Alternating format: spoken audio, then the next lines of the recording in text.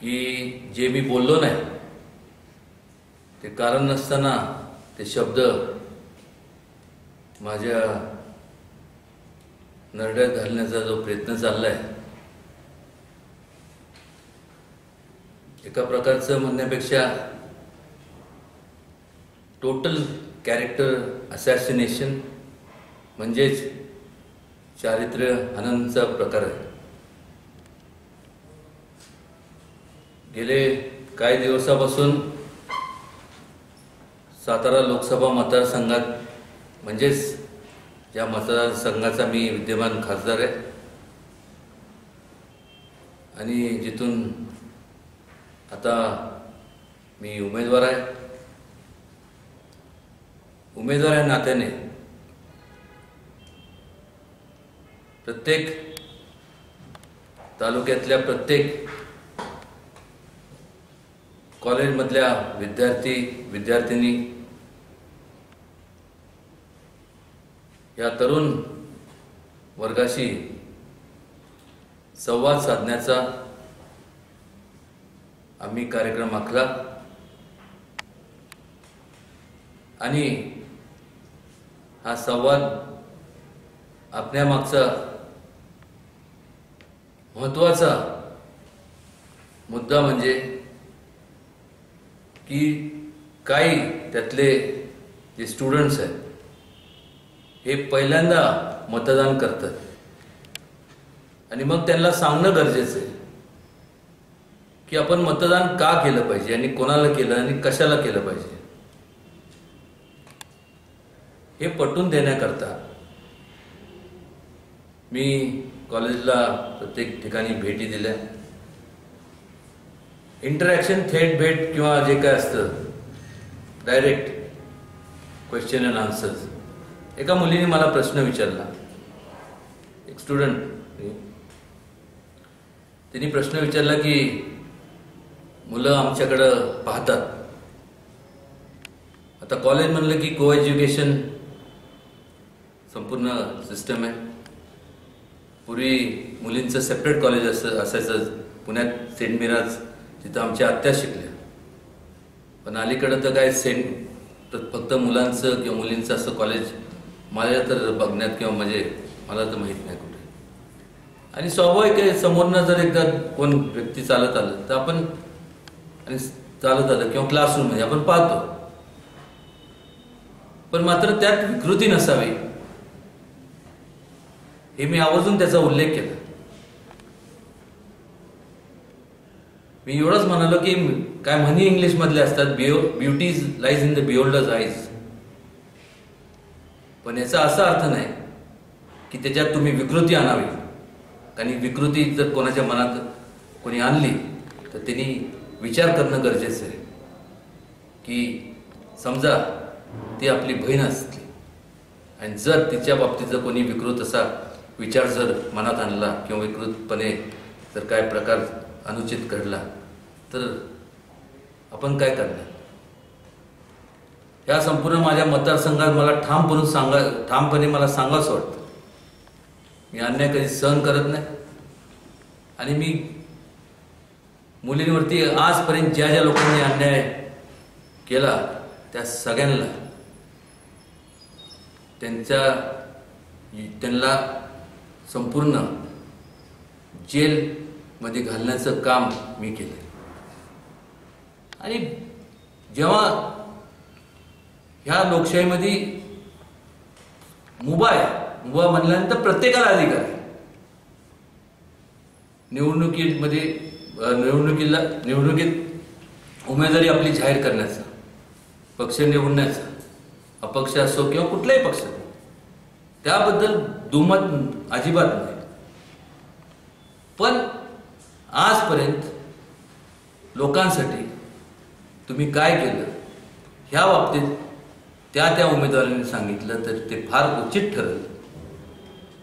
जेव्हा काय सांगण्यासारखं नसतं तेव्हा कारण नसताना मग अशा प्रकारचं कॅरेक्टर असॅसिनेशन जे करणं हे म्हणजे अनुचित म्हणण्यापेक्षा थर्ड क्लास आहे असं मी समजतो.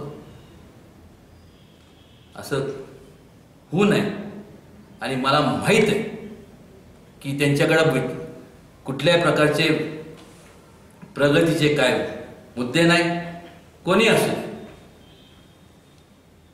त्यामुळं हे सर्व ते कॅरेक्टर असॅसिनेशनवरती त्यांचा भर असणार आहे.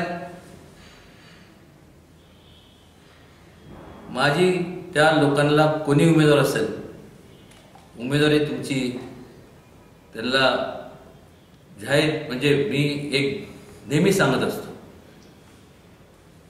की, आणि ते सुद्धा जाहीर व्यासपीठावरून मी सांगत असतो की लोकांनी मला सांगू द्या की उदयनराजे तुमच्यापेक्षा ही व्यक्ती, मग पुरुष असू दे किंवा महिला असू दे, हे यांनी जास्त आमचं हित जोपासणार, यांनी जास्त आमच्यासाठी झटलेत, आंदोलन उभे केलेत, यांच्यावरती आमचा जास्त विश्वास आहे. हे जनतेतले राजे, ह्या संपूर्ण जनतेतले समाजाने सांगू द्या, माझी माघार मी किंबहुना त्याचं कॅम्पेनचं संपूर्ण धुरा सांभाळेन, हे मी केव्हापासून सांगतो, पण लोकांनी सांगू द्या. आणि हे ज्यावेळेस सांगत असताना त्यांनी तपशीलवारी सांगू द्या, पटवून सांगू द्या, जाहीरपणे सांगू द्या. पण असे अनुचित प्रकार ते ज्याच्यामुळे संपूर्ण आमच्या कुटुंबावरती आणि त्याचं परत छत्रपती शिवाजी महाराजांपर्यंत संपूर्ण जोडायचं की बघा ते कुठं होते आणि हे कुठं आहेत, काय चाललंय काय. तुम्ही कामाच्या संदर्भात बोला, बाकी काही बोला. केवळ TRP वाढवण्याकरता जर कोण करत असेल तर काय बोलू मी, असं होऊ नये. आणि मी एवढं आत्ता सांगत नाही, मी नेहमी सांगत असतो, जर मी चुकत असेल कुठं तर आवर्जून मला सांगत जाऊ आणि आवर्जून त्याचे करा. जर मी बोललोच नाही, जर मी केलंच नाही, आणि ते तुम्ही रेटून बोल, पण खरं खोटं बोल पण रेटून बोल, आणि गोबेलसेरीचा वापर करून कुठलं चॅनल करत असेल किंवा जे करत असेल तर माफ करा प्लीज. तुम्ही या लोकशाहीतला चौथा स्तंभ, कृपया करून तुमच्यावर तुमचे म्हणजे आम्ही जिथपर्यंत आम्हाला पोहोचवण्याचं काम हे तुम्ही करत असता. चांगल्या प्रकारे किंवा वाईट प्रकारे पोहोचवायचं हे तुमच्या हातात आहे. मी कळकळीची विनंती करतो, जर चुकत असेल तर निश्चितपणे तुम्ही करा जे तुम्हाला लोकशाहीला जे अभिप्रेत आहे. पण जे नाही आहे ते जर तुम्ही दाखवलं तर कसं, म्हणजे काय, म्हणजे कसं माणसाने कसं वावरायचं ह्या संपूर्ण लोकशाहीत. एवढंच या ठिकाणी मला सांगावंसं वाटतं. हे स्पष्टीकरण नाही, जे ते संपूर्ण, आणि जे त्या कॉलेजमध्ये ज्या मुलींनी मला विचारलं त्या मुलीचं संपूर्ण, ते मुलीचं तर आहे, तिला सुद्धा तुम्ही जाऊन, तिला मी पाहिजे तर बोलवतो, तिला विचारा. तिथं ते प्रिन्सिपल आहे. कॉमन सेन्सचा भाग आहे. मला हे कळत नाही कॉमन सेन्स कॉमन का म्हणतात. जर असं शेवटी माझी निवडणूक आहे, अगदी स्वार्थ बघायचं, म्हणजे माझं स्वार्थपोटी